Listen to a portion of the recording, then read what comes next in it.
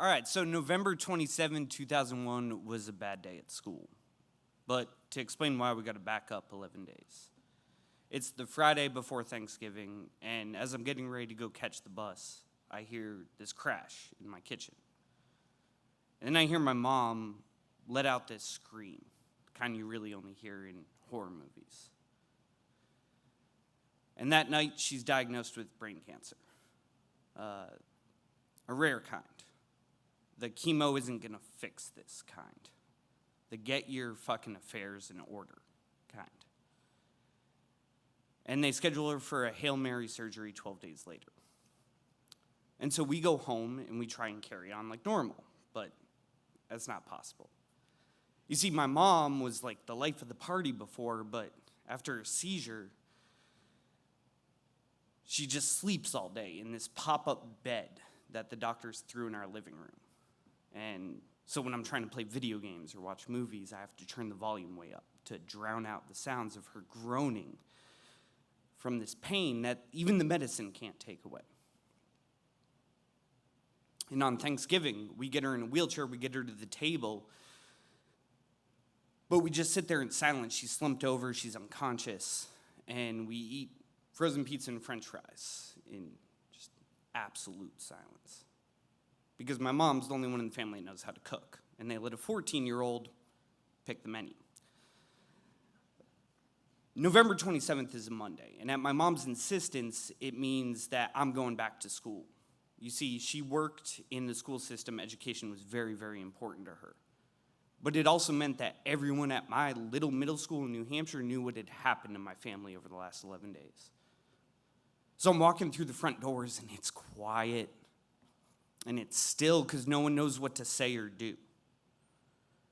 And I just rush down this hallway towards the area of my school called the Pit. And it's down a set of stairs. It's where all the 8th grade classrooms are, all the lockers. And I'm descending these stairs, and I'm trying to leave this nightmare behind me outside of the school, but I walk into a new nightmare. You see, on November 27th, the Pit smells like absolute shit. Like even 8th graders won't make fun of it shit.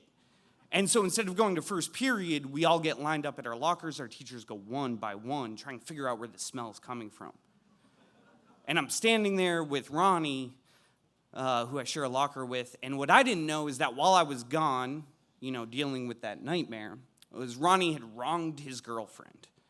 I don't know what he did, but I do know that in retaliation, she took a carton of milk from the cafeteria, and she poured that shit in our locker, and it sat there all Thanksgiving break.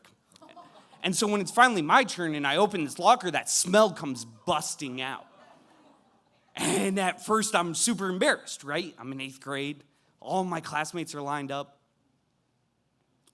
But real quickly, I wasn't embarrassed because no one said anything.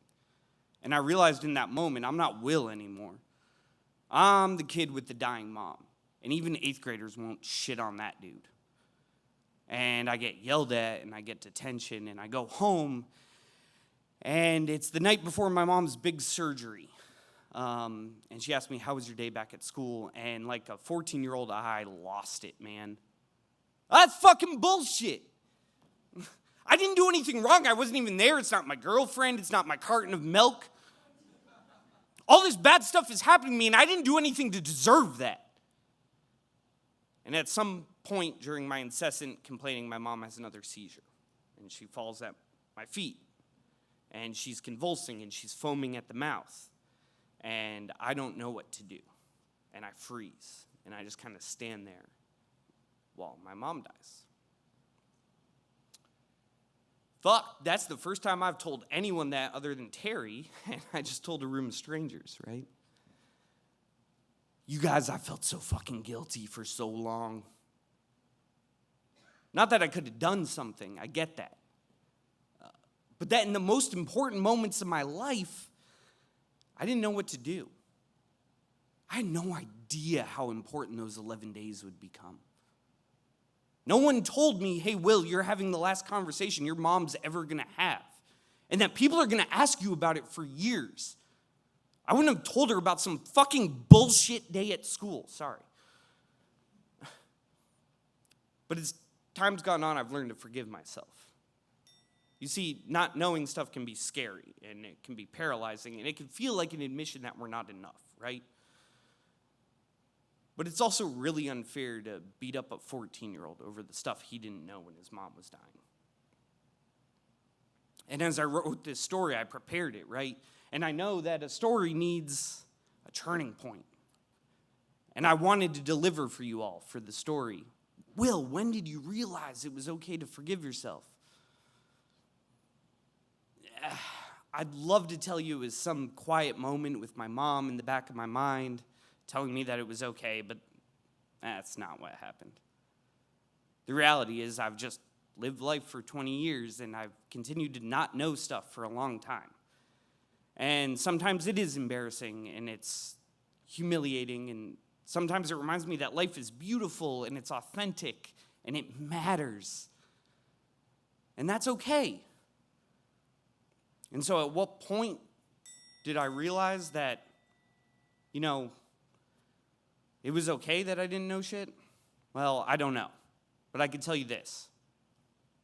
Maybe that's okay too. Thank you.